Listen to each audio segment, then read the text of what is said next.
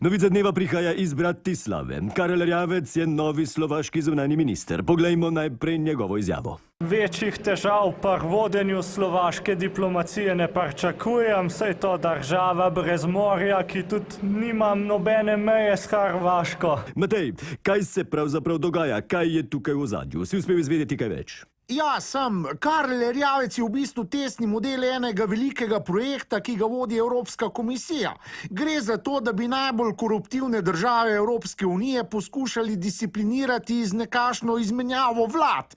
Od te izmenjave se v obeh državah pričakuje predvsem to, da se počisti z ljudmi, ki so prisesani na državne jasli, da se prekinejo povezave z lobiji in da vlada pravično dela v korist države in državljanov. Ker tega pač ni sposobna nobena domača vlada.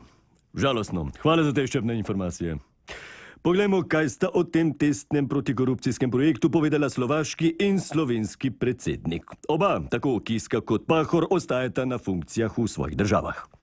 Hvala, da ste nam posadili Erjavca kot našega novega zunanjega ministra. To uslugo vam kmalu vrnemo, ko vašo državo pride naš kulturni minister.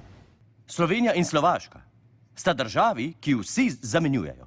Po svetu tega ne bodo opazili.